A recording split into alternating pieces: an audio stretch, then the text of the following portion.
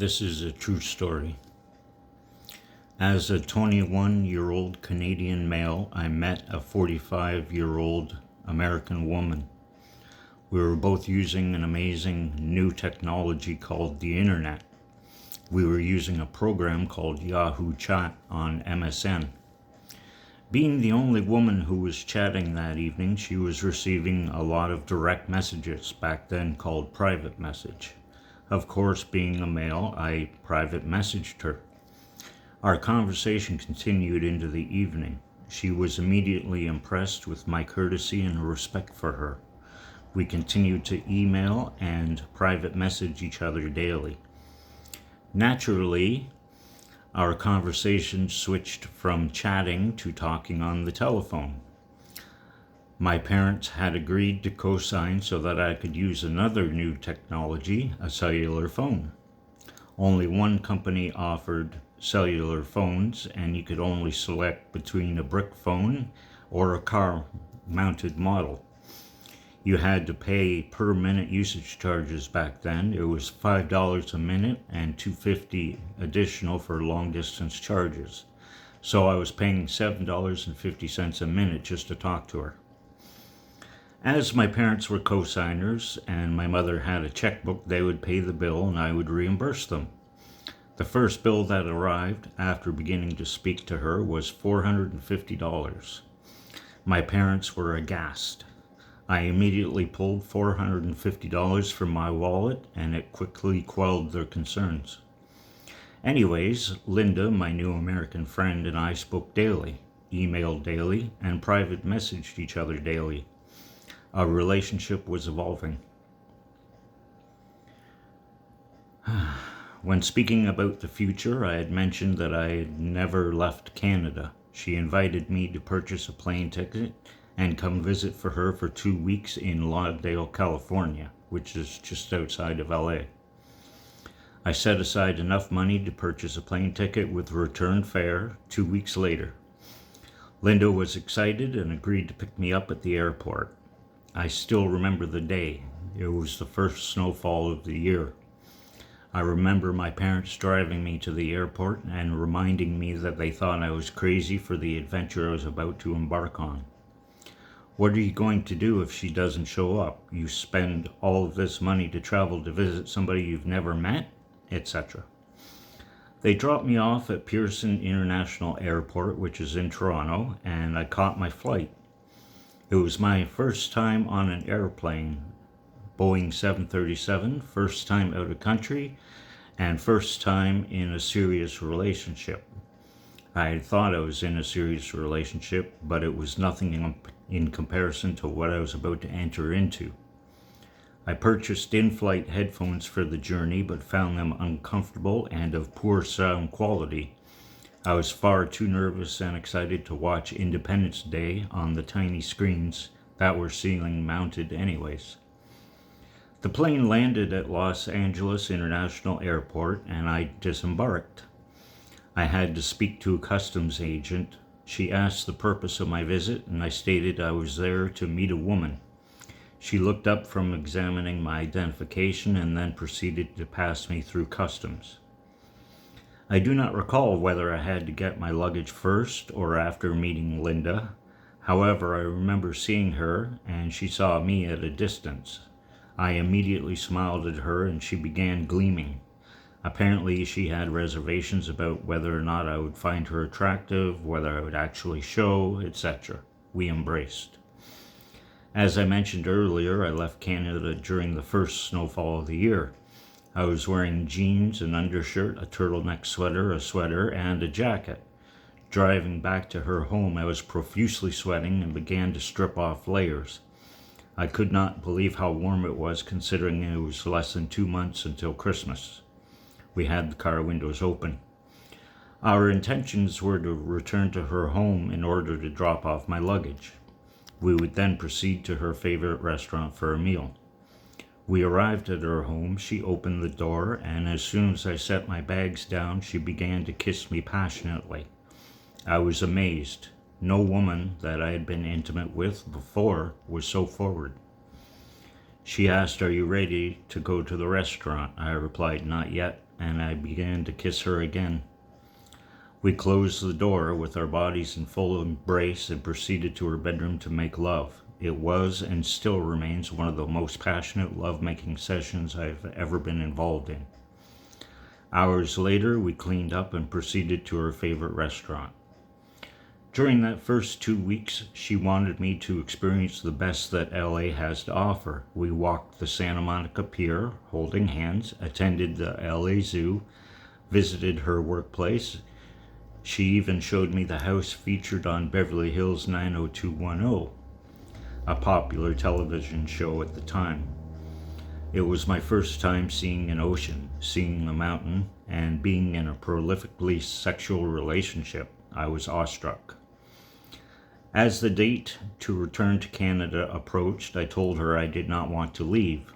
She replied that she did not want me to leave either, and the decision was made for me to stay. During that time, we did have times of discord. However, during our discussions, we never raised voices at each other or spoke to each other with disrespect.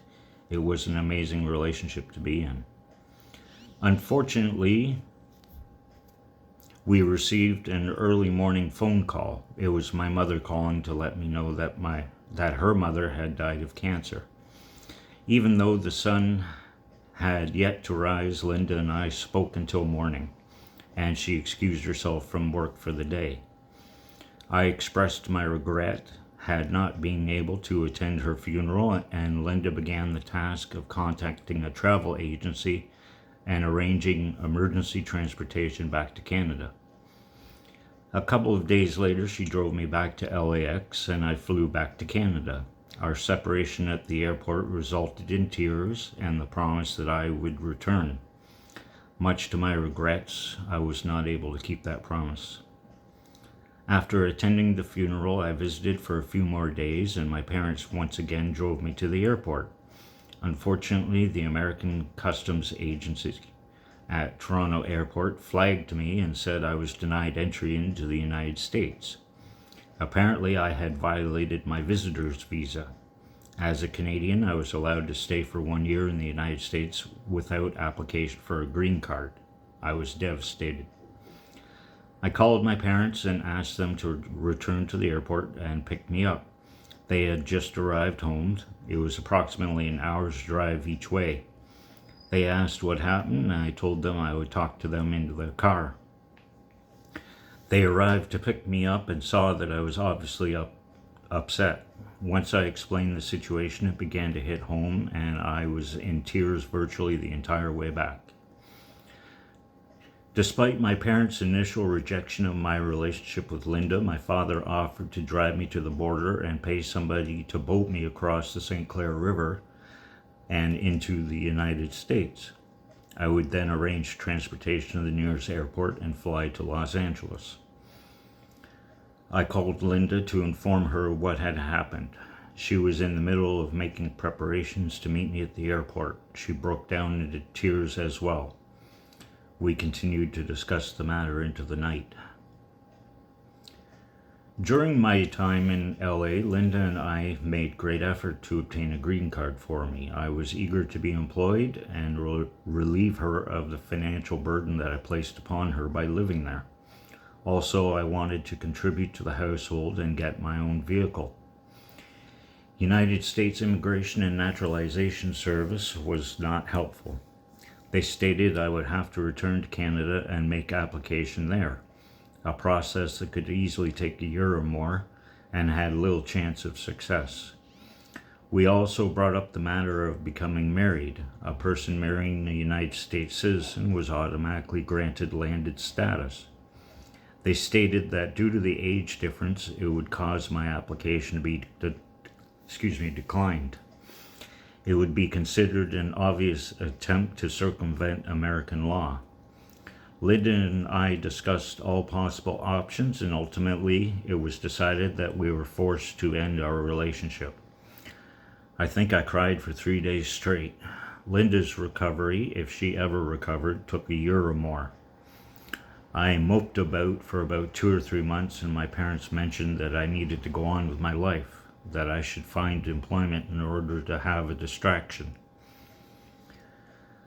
Up until that point, I had never felt such a profound loss. I lost my fondest grandmother to cancer and Linda to immigration laws. I considered my parents' advice and took the first job I could find. I was a stock clerk at a major department store's receiving area. I barely remember that job. All I could think of was Linda, and lost the job within 3 months due to my distracted behavior.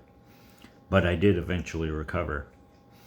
I remained in contact with Linda daily until I felt some semblance of recovery on her part over a year. Eventually, we did communicate less and less and finally began relationships again.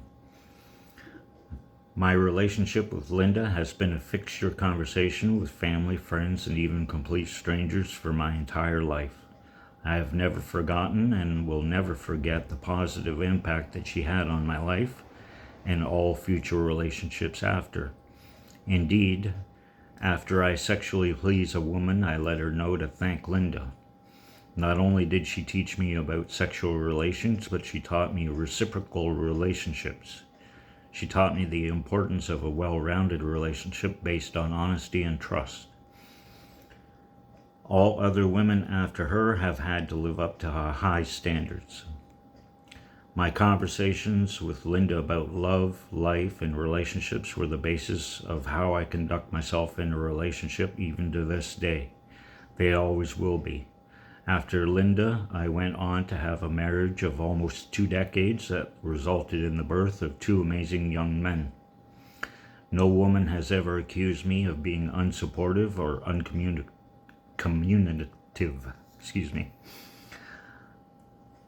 I awoke early this morning and immediately thought of her.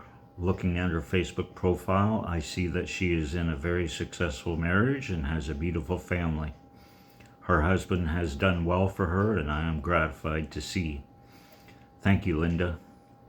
I will forever love and cherish our memories of that year together. I will tell my sons about you and use our experiences together to guide them in relationships of their own. You will live forever through me and mine. Peace be with you.